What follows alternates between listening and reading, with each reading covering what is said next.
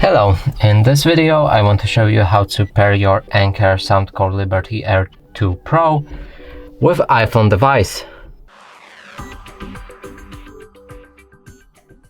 So first of all, enter the Bluetooth and enable it on your iPhone. Next is to open the case, and we can take both of the earbuds out.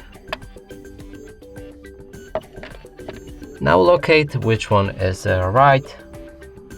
So you can see it right here on the bottom.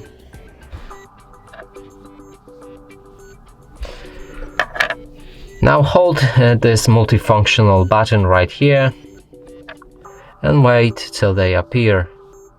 Now let's click on them and they are connected.